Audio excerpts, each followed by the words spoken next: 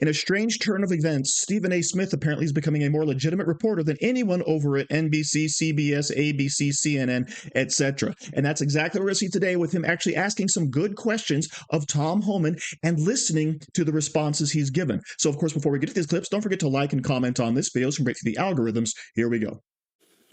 With the issue of migrants in this country, one of the things that people have lamented is the fact that you're supposed to be in pursuit of criminals. However, we're seeing folks that, according to the elected officials, Karen Bass, the mayor of Los Angeles, and others, you have an abundance of citizens in the city that are employed, that pay their taxes, that are law-abiding citizens, are not bothering anybody, yet they're the ones being detained per se. What do you say to that? How prevalent is that of an issue in your mind, or is it much ado about nothing from the mouths of those elected officials? Well, first of all, they're not law-abiding citizens. They're illegal aliens who enter this country illegally, which is a crime, first of all. So let's talk about the facts. But the facts, which much of the media isn't covering. You know, I talked to the press yesterday in front of the White House, and this came up because I said I'm sick and tired of reading the stories that ICE is arresting. They're not arresting mostly criminals, they're arresting mostly non-criminals, and that we're detaining, our detention is mostly non-criminals. I read one story that says, you know, how dare ICE? The facts are that less than 1% of illegal aliens are deported from this country were convicted of murder. I mean, are you kidding me? So an illegal alien has to commit a murder before it's a meaningful deportation? That's just ridiculous. There's nothing in immigration law that says you got to commit yet another crime beyond illegal entry to be deported. That's not what the law says at all. But here are the facts. I looked at the numbers yesterday. A majority of those in our detention facilities are criminals. But now the left is saying they're not criminal enough. You know, he only has 2 DUIs. He's not a murderer. He's not a rapist. No. 10,000 people a year die from DUIs. That's a public safety issue. If you're in the country illegally and you drive on our streets on a DUI, you need to be locked up. You need to be deported. That is the way it should be. So now the media is saying they're not criminal enough. But here are the facts. The majority of those in detention are criminal, have a criminal history. Who are the rest of the people in our detention? Because they say they're non-criminals. So let's talk about who they are. Number one, they're expedited removal cases. By law, by federal statute, they're required to be detained. We don't have a choice. Mandatory detention, that's the way it's spelled out in law. So they're in our detention. We don't have a choice. That's federal law requirement. The others, a lot of national security threats. Like we arrested over 300 Iranian nationals. I don't know if any of them have a criminal history, but they are a national security threat based on solid intelligence. So yeah, we're locking up national security threats that don't have a criminal charge. So that's who else we have in detention. And lastly, who do you have in detention? You have people who've had due process at great taxpayer expense. A federal judge orders them removed. They come on our radar. Our job by statute is to execute these orders, remove those people. That's who's in detention. People that the courts have ordered us to remove, people that Congress gives the authority to arrest and deport.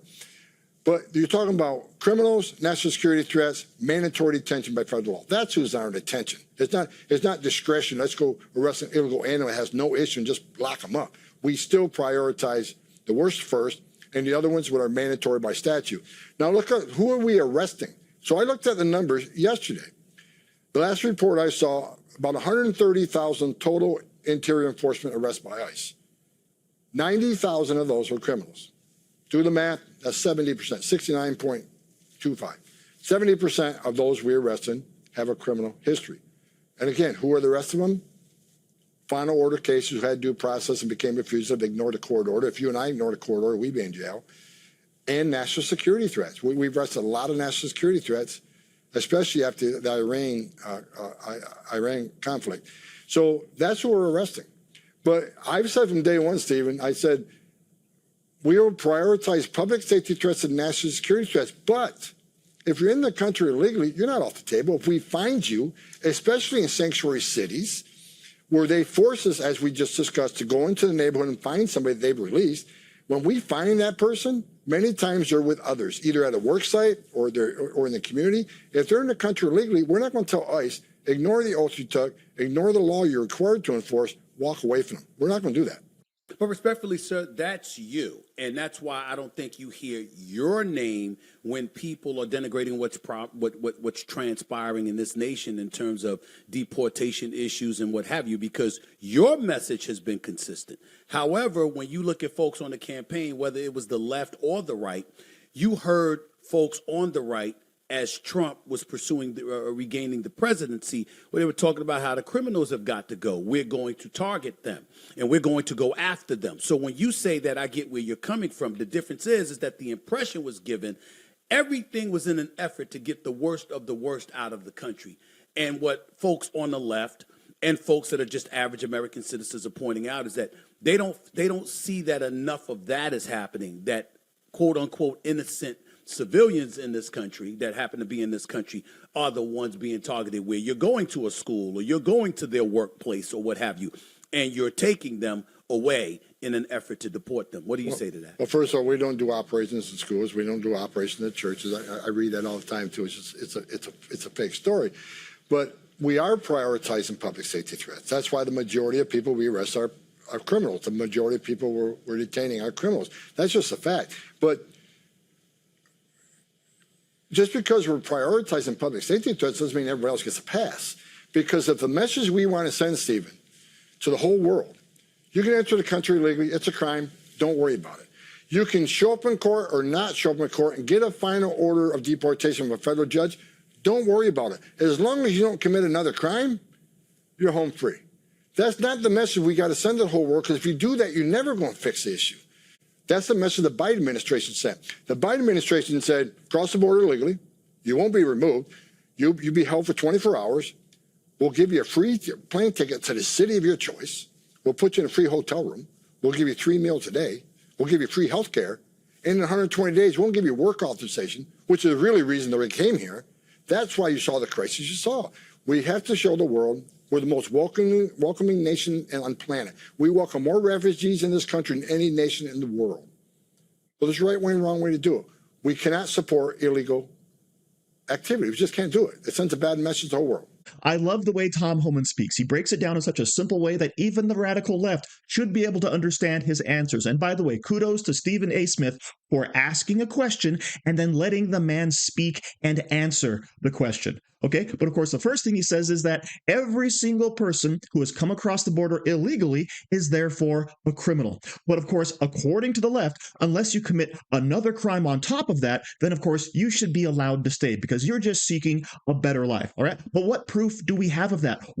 Background checks were done. And of course, the answer is 0 unless we enforce our border laws. But of course, the big talking point from the left is that all of these people that Tom Homan is rounding up aren't really criminals. But apparently that's not true, because of the 130,000 that are currently in detention centers, Tom Homan says that 90,000 of them are, as a matter of fact, criminals. And the rest of them, they have court orders for deportation or are national security threats. And guess what that means?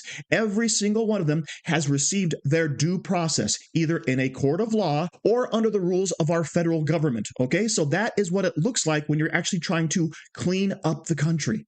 And of course, the main point that Tom Homan is making is there has to be a deterrent, right? People have been enticed into this country by Joe Biden's lax border security. If all of these illegal immigrants know that all they have to do is make it into the country and then they're automatically going to receive free food, free housing, free clothing, free debit cards, then of course, what is there to stop them from coming in again? But Tom Homan, of course, is making the point that people have to know the free ride is now over and there's going to be a consequence for breaking our laws. And that by itself will be enough to put a stop to all of this madness. Before you go, I do want to point out that this is one of the new amazing shirts you can buy to help support this channel, so make sure you go ahead and check the link in the description. So thank you very much for watching. Don't forget to like, share, comment, subscribe, and say hi to your mom for me.